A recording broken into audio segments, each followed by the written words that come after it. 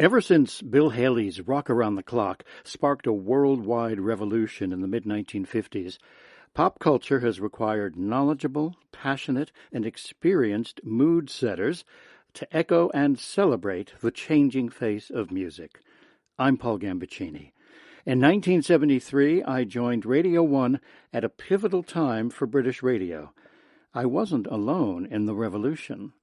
Whether it was the daring sound of pirate stations, including Radio Caroline, the overt commercialization of Capital Radio, or the intimate atmosphere of local radio, the wireless has always cultivated personalities for every style and mood. In this series, Josh and the team talk to some of the pioneers of music presentation. He will relive some of the moments that defined the British music scene with the figures who saw them and discover the secrets to their longevity. It's time to dust off the record player, adjust your aerial, and fire up the jukebox as we shine a light on the legends of radio, exclusively on Beyond the Title. Okay. Yeah, good. All right, so Gary, welcome to Beyond the Title for this celebration of the art of radio. So by way of an introduction, what are your earliest memories of being a radio listener and who were your radio heroes? Wow. I guess my earliest memories listening to the radio would have been Radio Luxembourg and Radio Caroline were probably the stations that I remember listening to sort of early on. They were on medium wave on the AM frequency, and the signal was really, really bad. In fact, I think daytime it was very difficult to listen to, and at night you could probably get a reasonable signal, but it would sort of dip in and out all the time, you know, and you'd be in the middle of listening to your favorite song, and then all you'd hear was, and then it would come back in again. So yeah, that was probably my earliest memories. I remember when Radio 1 started in 1967. I remember Tony Blackburn when he used to do the breakfast show, telling his stupid jokes that he still tells now, and he'd have Arnold the dog, which was like barking throughout the show as well. And I was a big fan of Radio 1. You know, that was my station. That, you know, I'd be listening to, you know, Tony Blackburn, Stuart Henry, Kenny Everett, yeah, Emperor Roscoe. You know, those were like my favorite DJs sort of growing up. Do you have many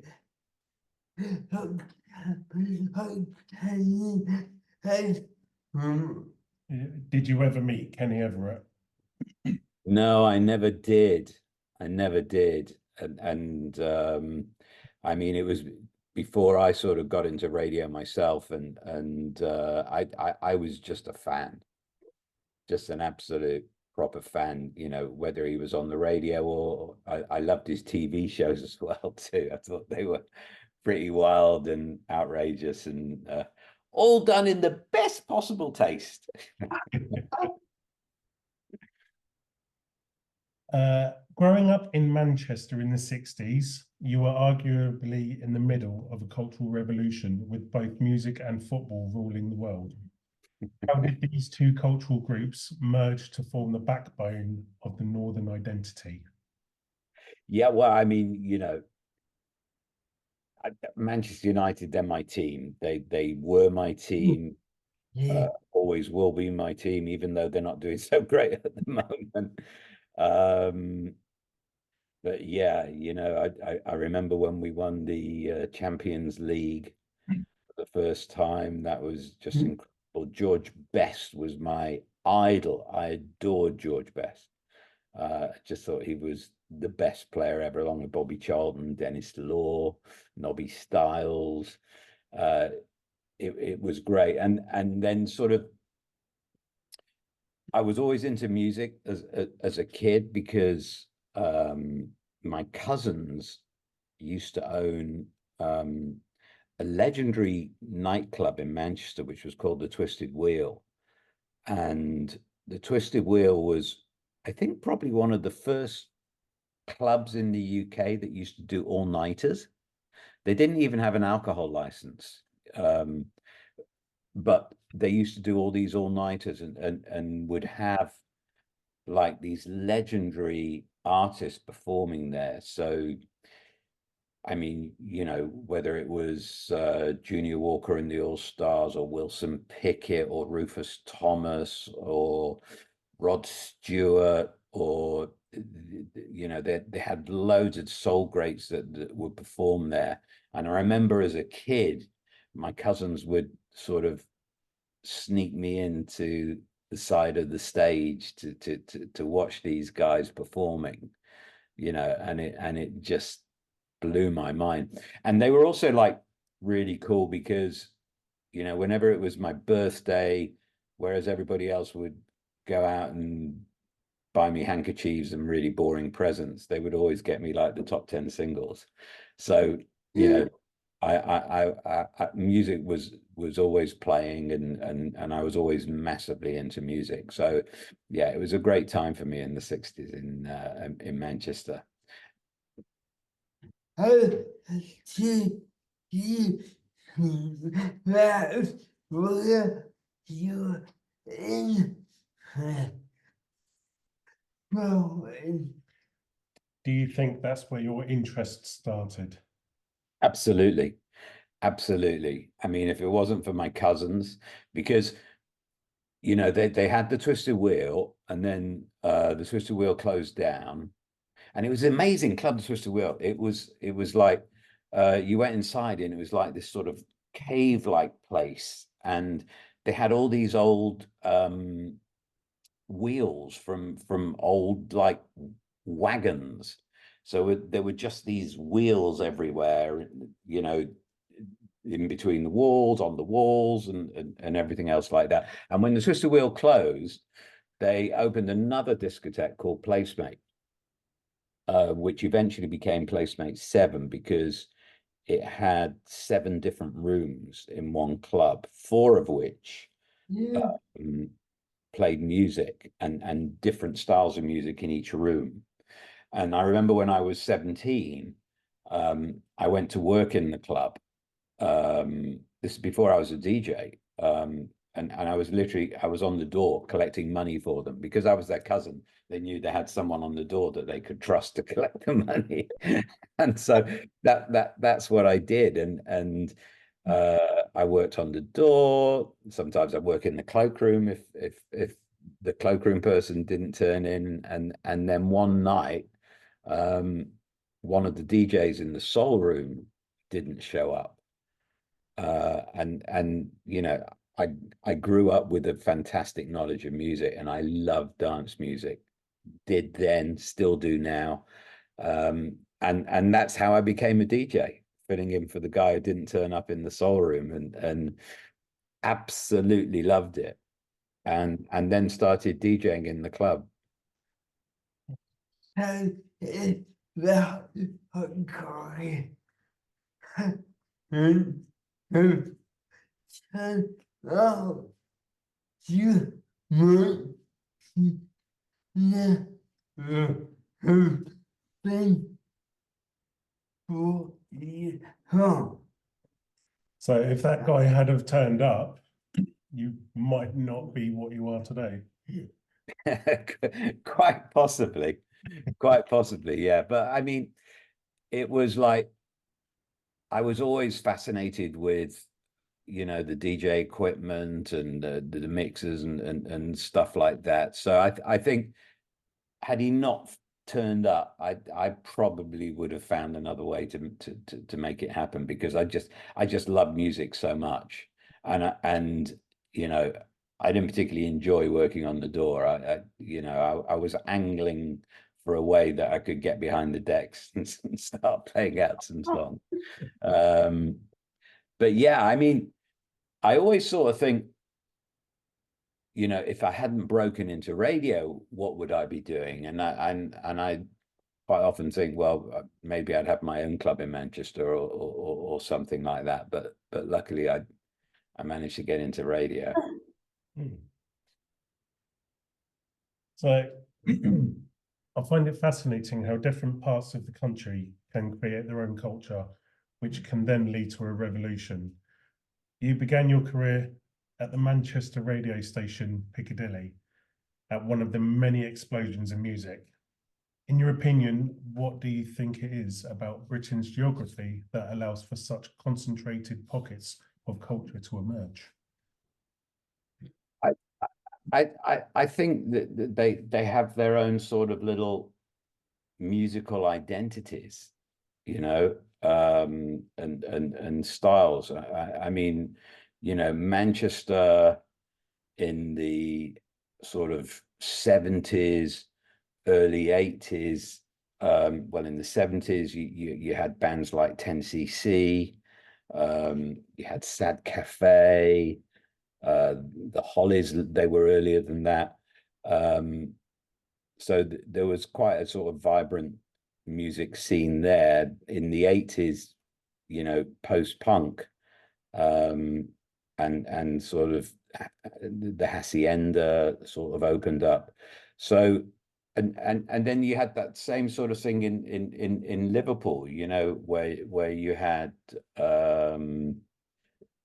you know, Eric's, which was like an amazing club in Liverpool, where, you know, Yazoo would come out of, Echo and the Bunnymen, um, uh, you know, lots of sort of iconic bands from Liverpool. Frankie Goes to Hollywood, you know, they had their sort of vibrant scene. You had Sheffield, obviously, where you had the Human League and Heaven 17. So you had all these little pockets, you know. Towards the end of the 80s, Bristol became, you know, super fashionable with you know, Massive Attack and that whole sort of trip hop sound. So you have all these little pockets where people are going to clubs and they're hearing this type of music and they're getting inspired and they're meeting other musicians and they're collaborating, and it just grows and grows and grows. And you know, that was the case with Manchester, that's the case with Liverpool, Sheffield, Bristol, you know, and lots, you know, and then of course in Scotland, you know, you had Glasgow, which was an amazing hub for music. Do he ever happen? Do you think it'll ever happen again? Yeah, I mean, I think it's still happening. I think it's still happening. You know, music is really vibrant in lots of big cities all over the UK. Whether it will happen, I think the one thing about the late 70s and the 80s, which was so special and so unique, was that there were new groundbreaking genres that are still so relevant today, that were born in the late 70s and early 80s. You know, you had punk, which was just a complete rebellion to everything else that had gone before. You know, it didn't matter whether you could play an instrument, you didn't play an instrument, you just made your own sort of music and you put it out there. Didn't matter if you wanted to sing melodically, you could shout and scream. There were no rules. And that paved the way for a lot of new music styles, you know, in particular electronic music, you know, which hadn't been there before, but synthesizers hadn't been invented until then. And so all of a sudden, from, you know, having to create music in a proper recording studio, you could now start recording and creating music in your bedroom. And that then opened it up to you know, a whole new bunch of musicians who were doing things in a different way. I mean, the musical genres that came out. So, you know, you had your, as I said, electronic music, you had your new romantics, you still had rock music going on, you had the birth of hip hop. You know, hip hop didn't exist until the 80s. You still had your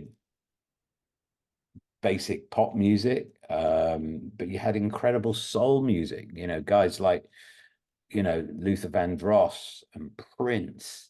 You have so many icons that came out of the 80s that are still so relevant now.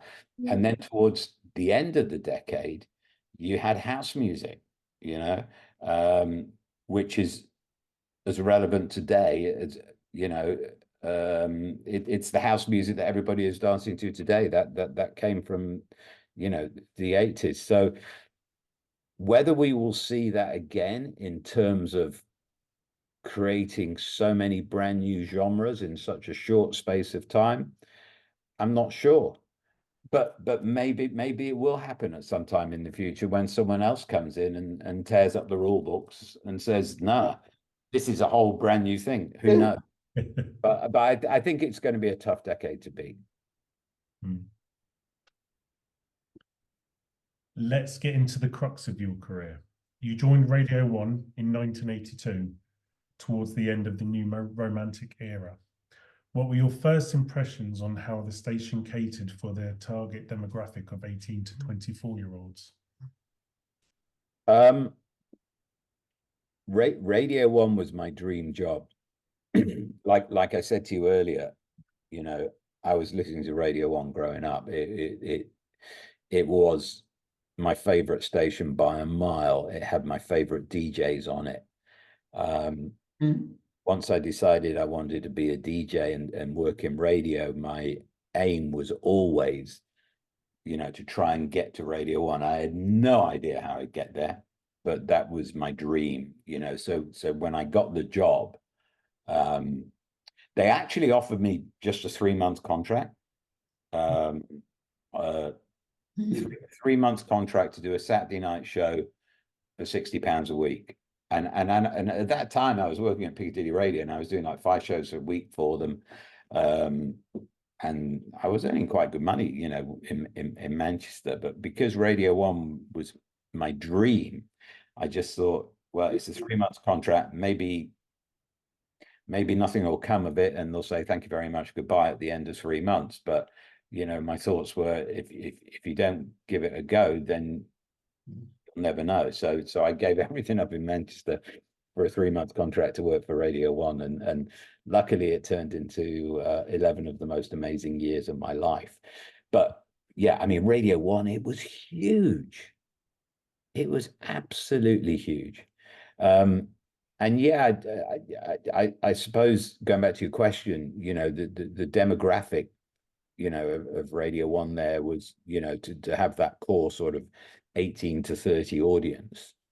But I think it was a situation where, you know, if you'd grown up with Radio 1, you still liked the station, you stayed there. So, you know, I think the audience was a lot older than 18 to 30, but it was still was a youth station, and it was an amazing place to be for new music. I mean, we just played new music. I mean, in the early days of Radio 1, there was no playlist.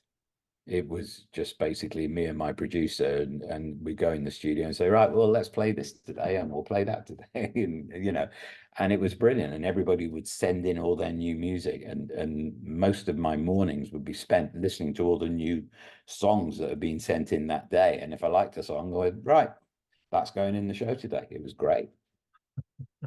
Do you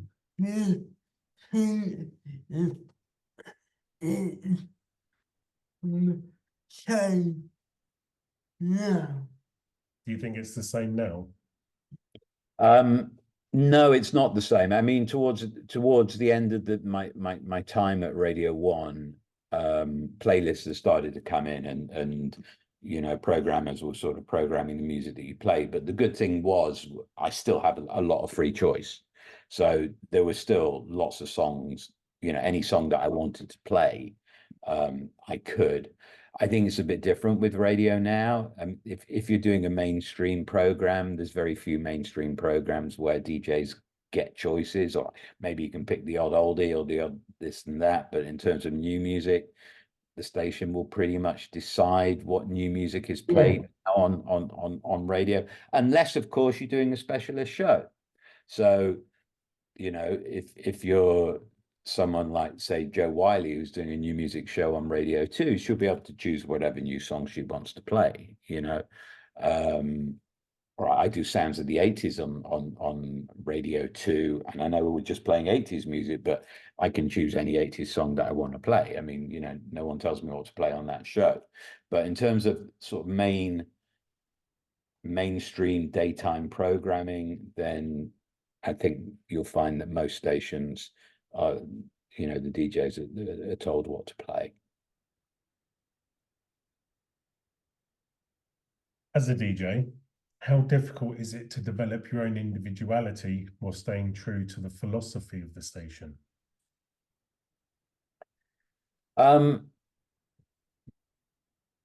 don't think it's about the philosophy of the station, especially in the case with Radio 2, and as was the case with Radio 1. They hire you because of you, and they want you to be you. They don't want you to try and be something that you're not. And having said that, the hardest thing in radio as a DJ is to be relaxed enough whilst you're on air so that you can be you.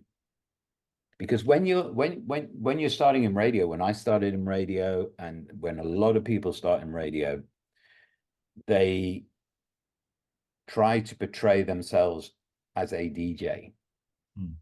And it takes a while before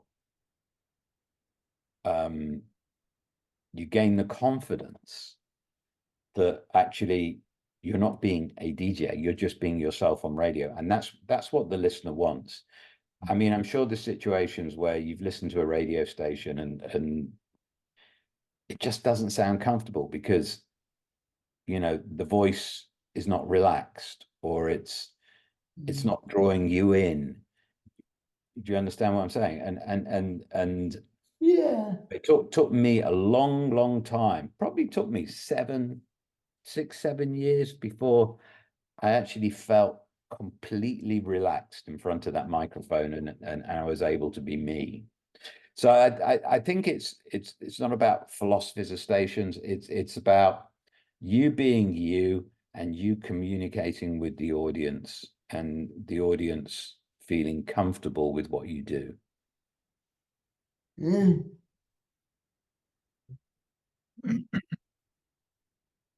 Daytime radio is obviously the mausoleum for any budding broadcaster. And in 1984, you secured the show which became known as The Bit in the Middle. How important was this in terms of your own career?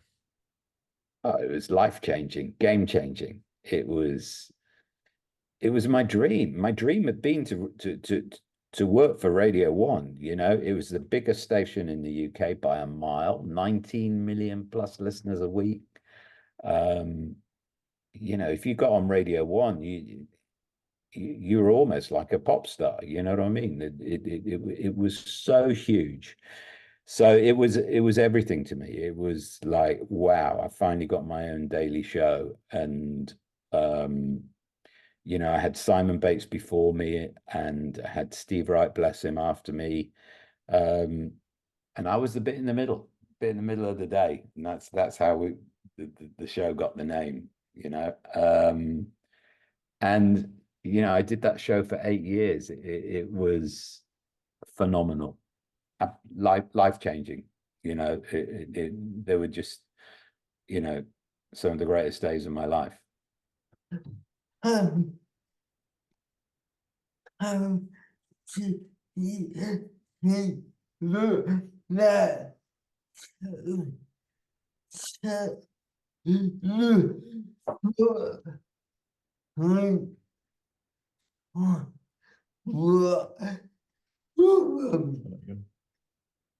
how to think that so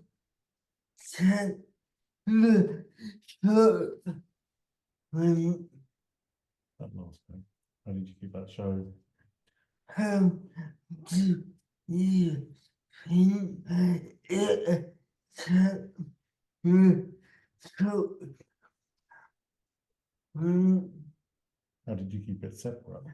how do you think it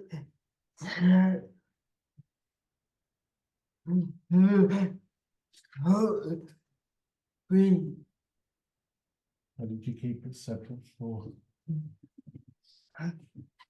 how do you think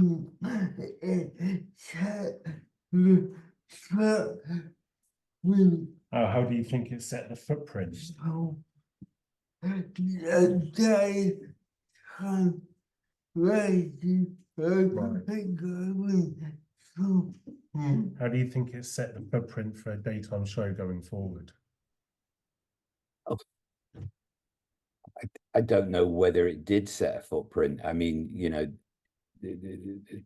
this was just radio. This was radio in the 80s. It was I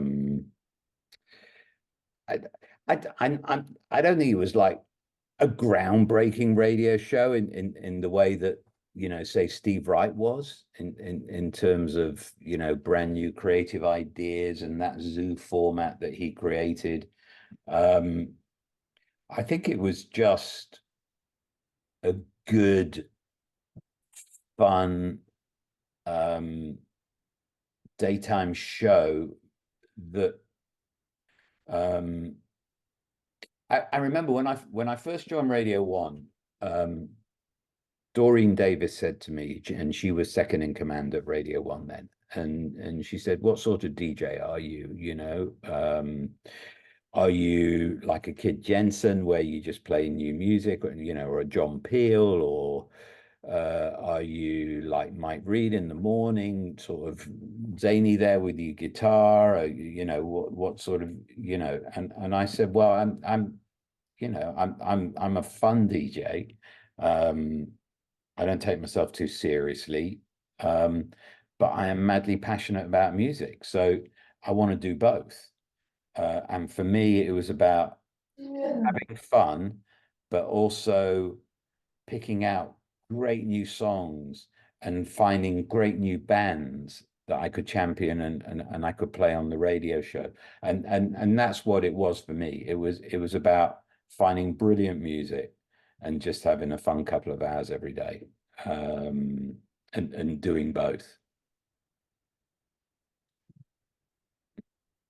The 1980s was also the golden age of the Radio 1 Roadshow. Looking back, how important were these events in introducing much needed interaction between the network and the audience? I mean, they were massively important, and they became an institution. You know, people would book their summer holidays around where the Radio 1 Roadshow was going to be. And it was an incredible chance for you to get out and meet and see the people that you listen to. I mean, when you're in the studio and you're there with your headphones on and you're talking, you know, people are listening.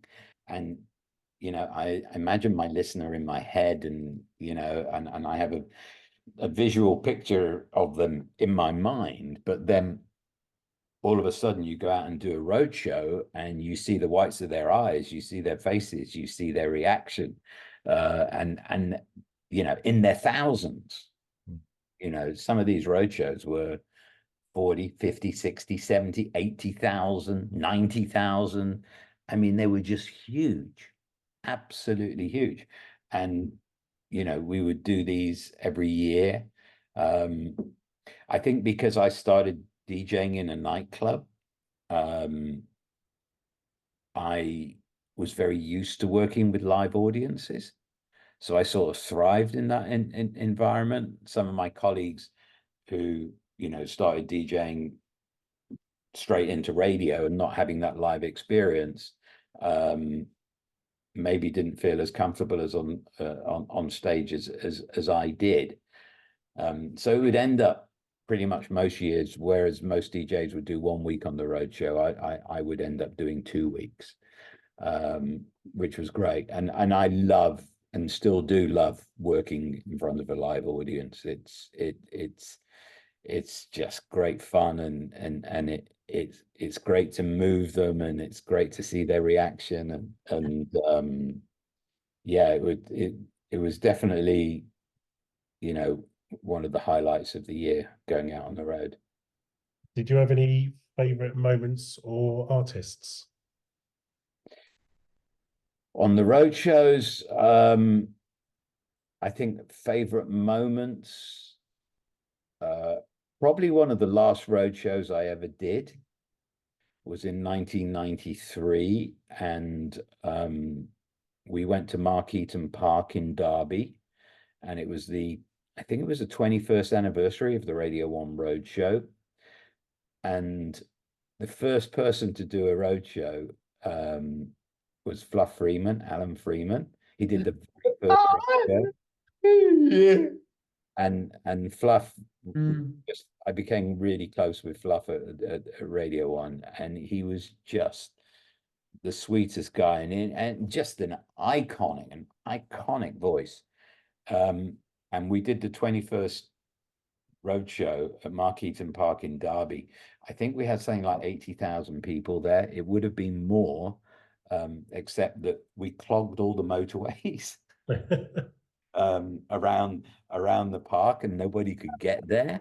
So it would have been even bigger. And Fluff was there on the show, doing the show with me, dressed in a caftan, and it was just super cool. So that is, and I have a picture of me and Fluff in front of the crowd in Derby, and it was, I mean, they were all special, but if I had to have one that sort of stood out, that was a real special one for me. This popularity made you the obvious choice to join the rotation of presenters who presented Top of the Pops. What sort of accolade did this hold for you? Well, I mean, watching Top of the Pops as a kid, just long before I was a DJ, long before I ever thought of being a DJ, I used to dream about just getting a chance to go there and be in the audience, because I'd watch the show every week, and it was just full of really cute girls, and it just looked like a lot of fun. And you've seen all these amazing artists. So, for me, it was about, growing up, it was about, how do I get in the audience at Top of the Pops?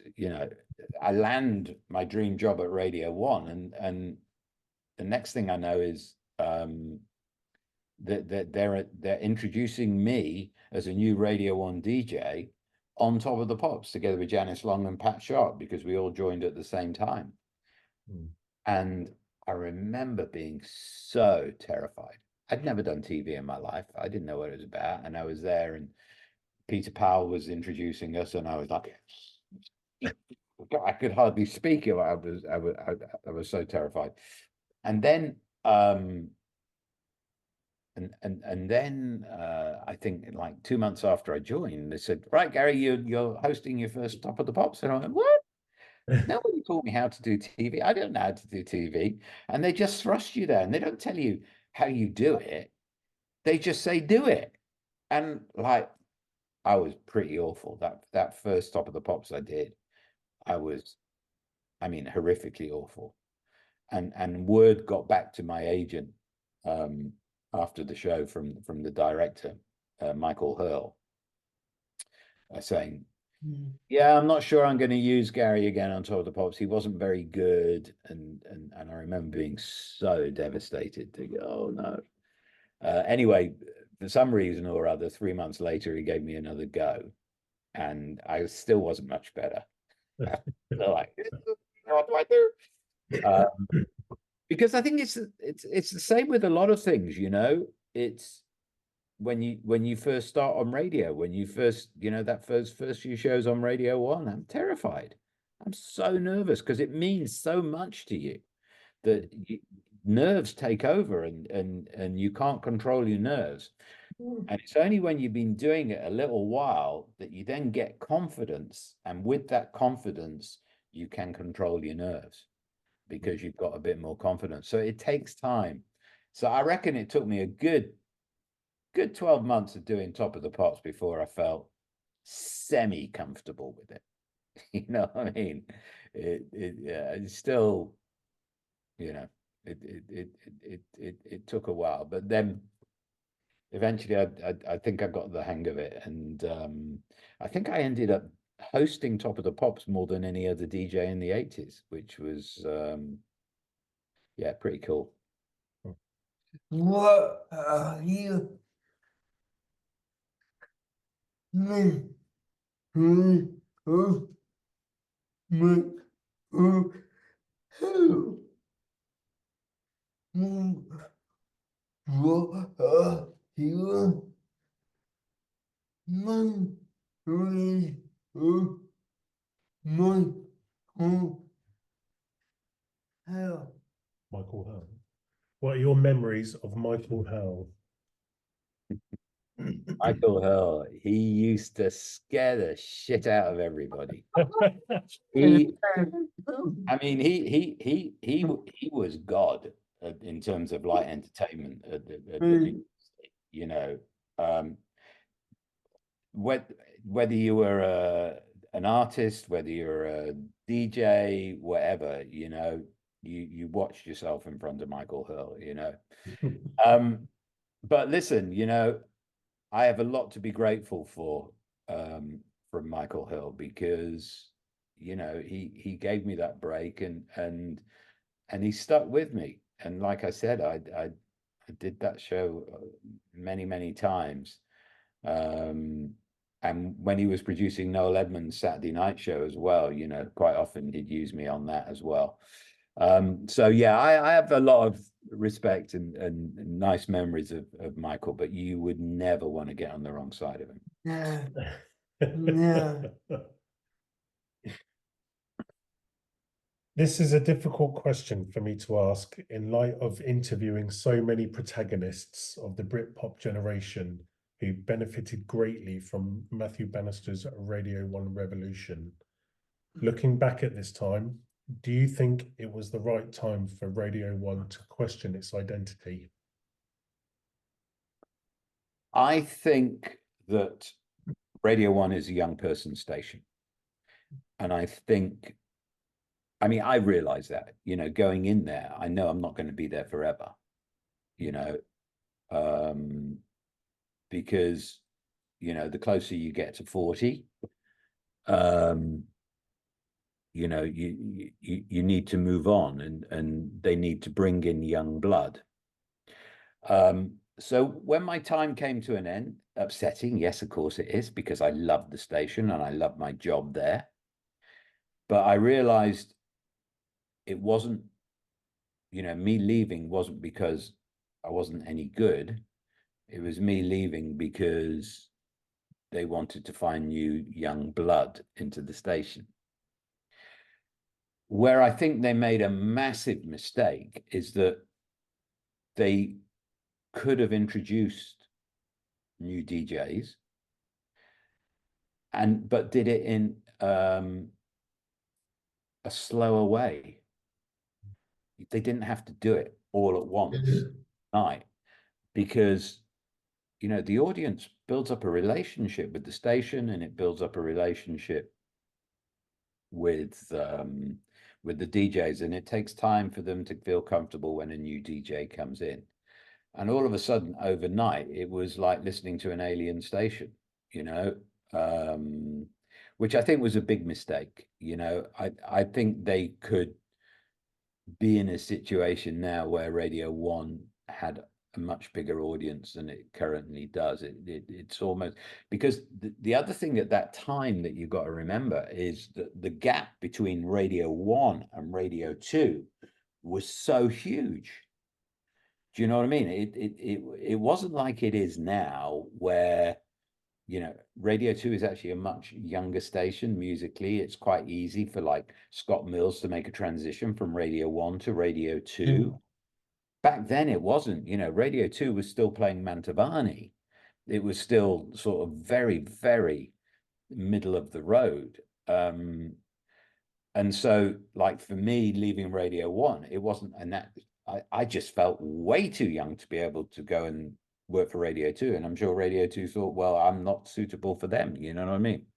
So I think they could have done it a bit. They didn't have to be so harsh. That's not me saying they need to keep me there. They didn't, you know, my time had come, fine. I think they could have done it not as being so radical, with the way that they tried to reshape the station. But yeah, I mean, you know, nothing is forever. I had the best 11 years of my life there. It was great. And because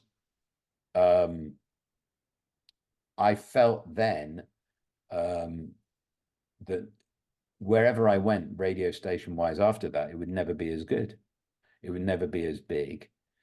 And I always had this big fear of ending up on some gold station somewhere, being really bored and being treated really badly. So I pretty much got out of radio. I did some shows for Virgin Radio, but, you know, as a hobby, and set up my sort of music companies and a marketing business. And that's what I did for sort of 25 years after leaving Radio 1, and until Radio 2 dragged me back.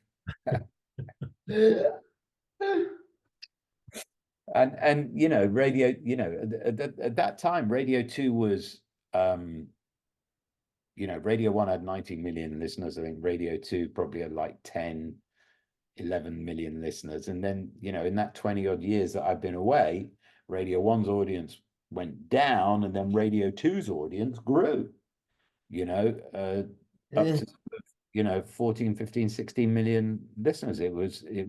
Radio 2 became the new Radio 1, or the old Radio 1. Do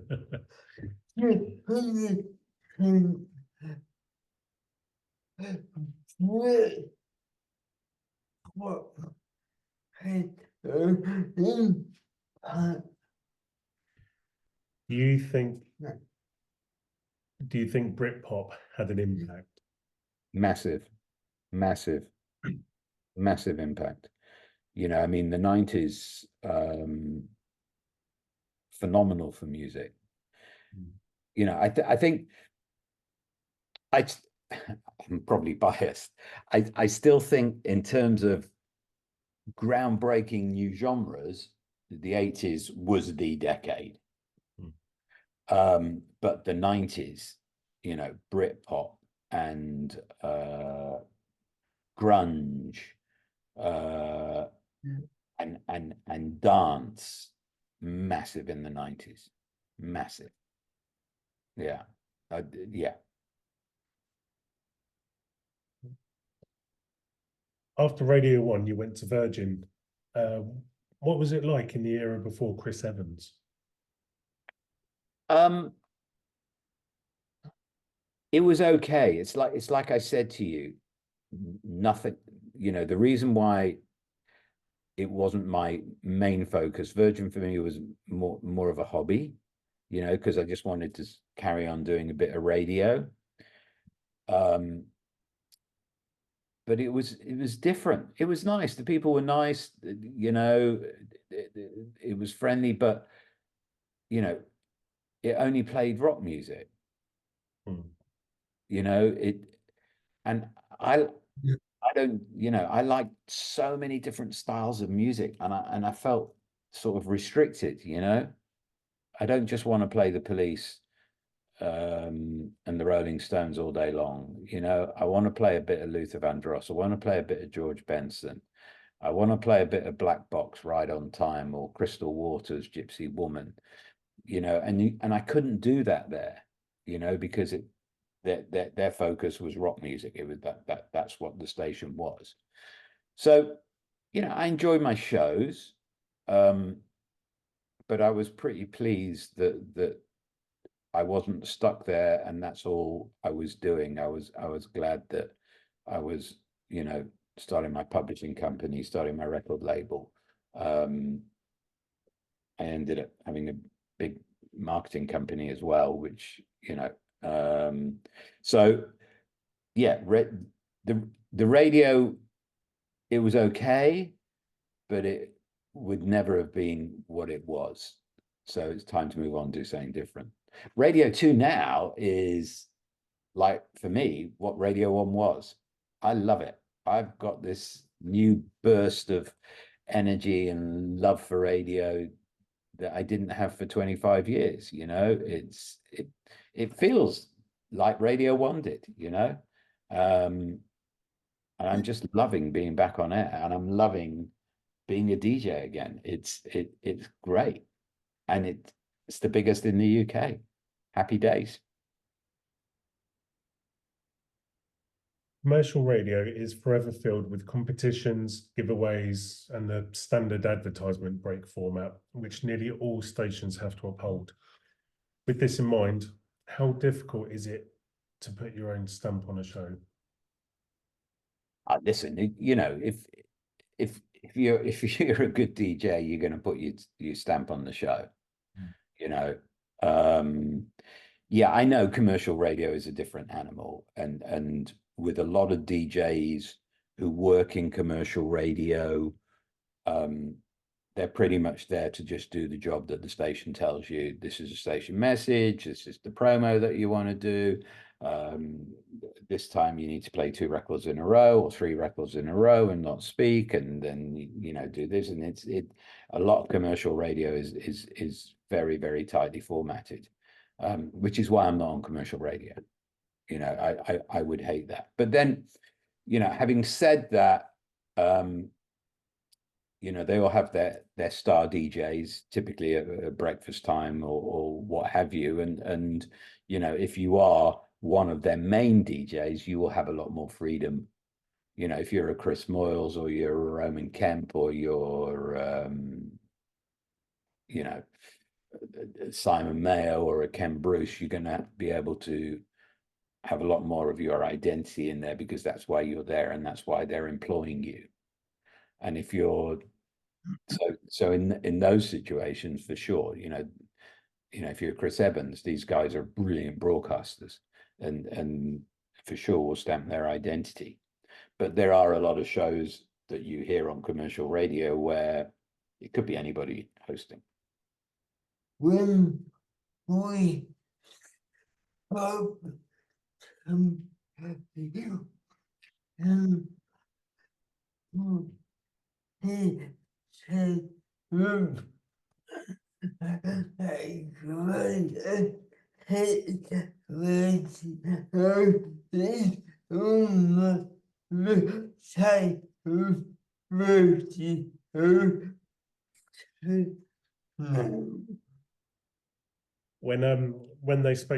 When Josh spoke to Ken Bruce, he said Greatest Hits Radio is almost like Radio 2 now.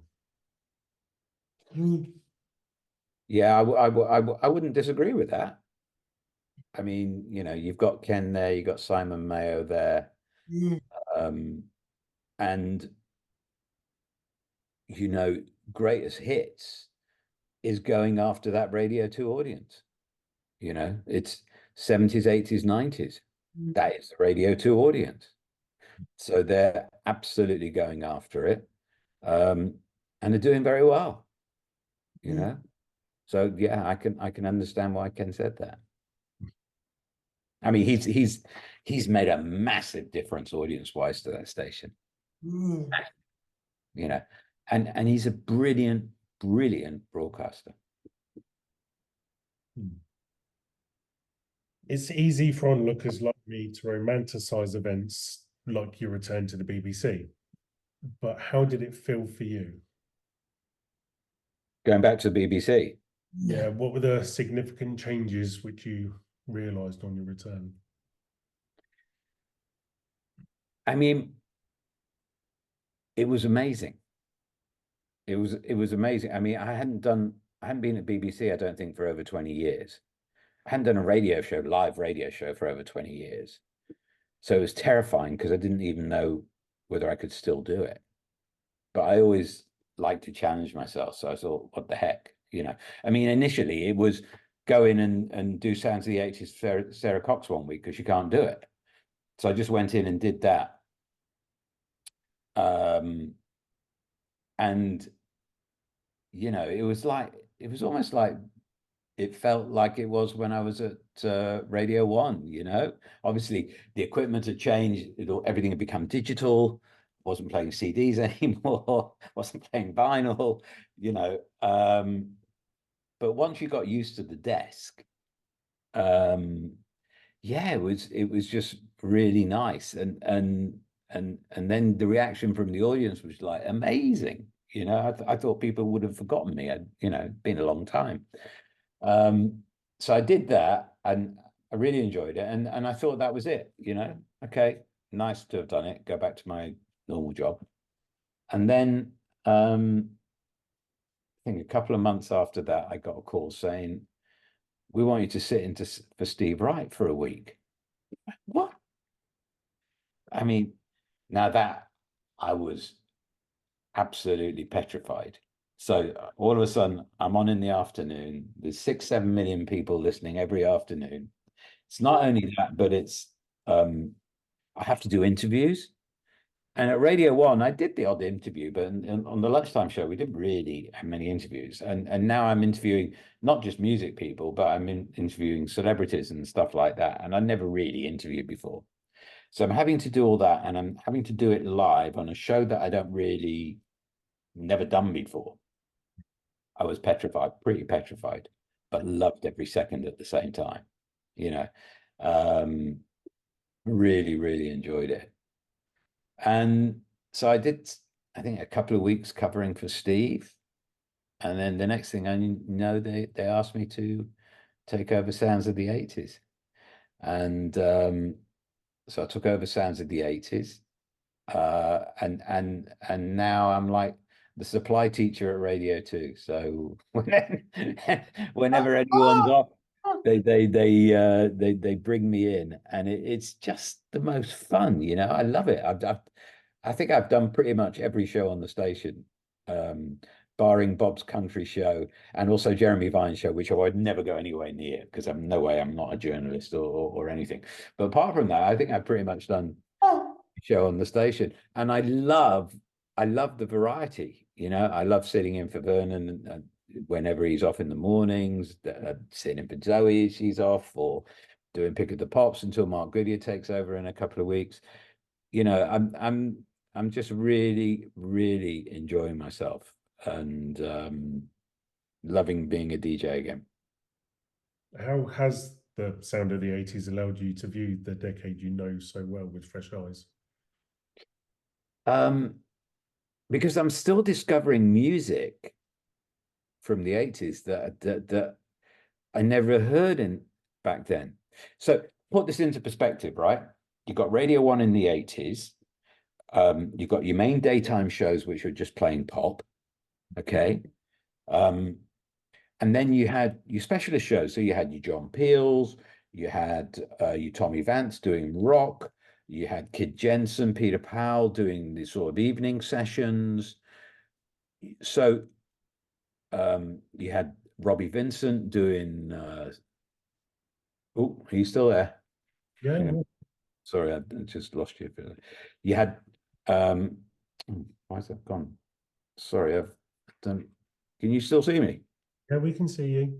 Oh, I've lost you. Hang on, let me get you back. There you go. So you had Robbie Vincent doing the soul show. So you had all these specialists from the decade, you know, in the 80s on the station. I'm doing sounds of the 80s, and I'm reflecting all this specialist music as well that all these guys used to play that maybe I wasn't that familiar with at the time. You know what I mean? So yeah, it's brilliant. So I'm hearing a lot of new music that I never heard in the 80s that I'm now playing on sounds of the 80s, because I'm doing the job of everything. I'm the rock guy, I'm the dance guy, I'm the soul guy. Do you know what I mean? So it's a lot of fun. How do you get that into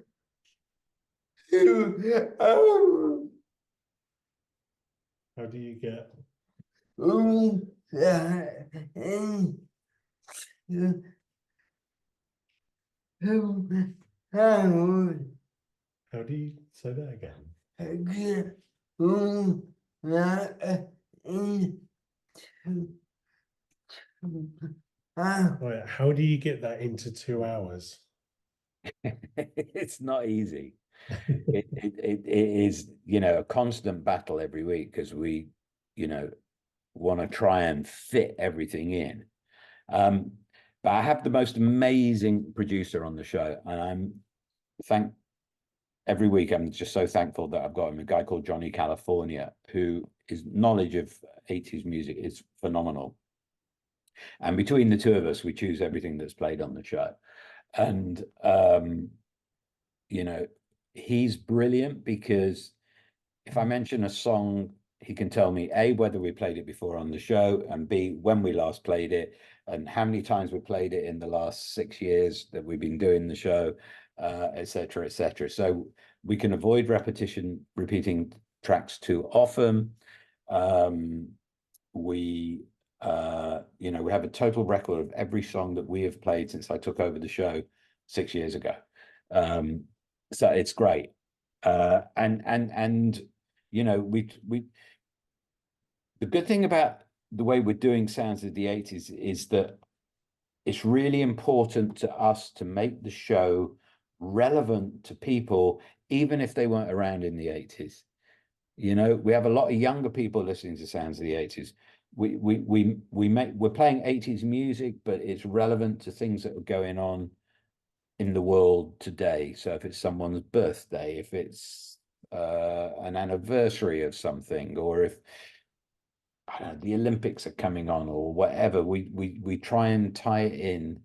The show, even though it's the show that plays music from the past, it lives in the present and the future, not just the past.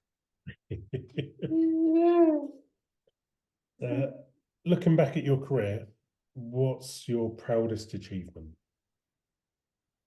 Ooh.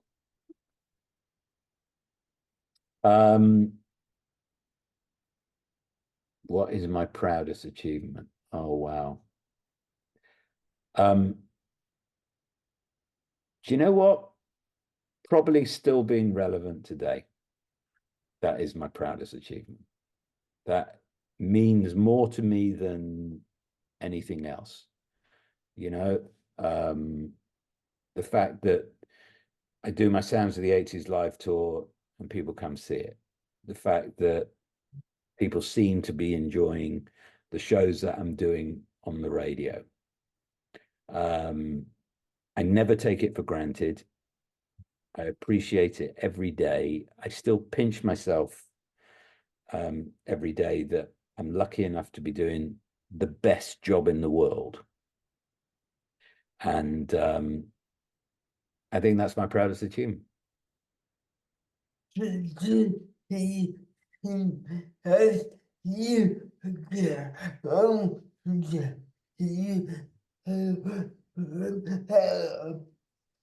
please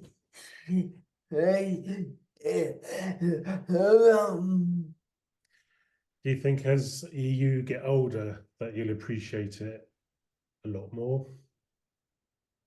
I hope so. Mm. I hope so. I mean, you know, whether it can be a lot more, because I really appreciate how lucky I am now. Yeah. But I just hope that people continue to enjoy me hosting shows and enjoy having me on the radio. You know, who knows? Who knows what the future holds? You never know. But at the moment, I'm just having a great time. Well, that brings us to what's next for Gary Davies? Just keep on going. Keep on going, you know. I think you know, people say, do you want to retire? You want to go lie on a beach somewhere? And yeah, you know, it sounds appealing, but I'd be bored after 2 weeks, you know. I worry about retiring because I think when you've got nothing to do, your mind goes, you know. And so I just hope I can carry on doing what I'm loving for as long as I can. That you know, I want to do more live shows. I want to do more radio shows. Yeah, I just want to keep going.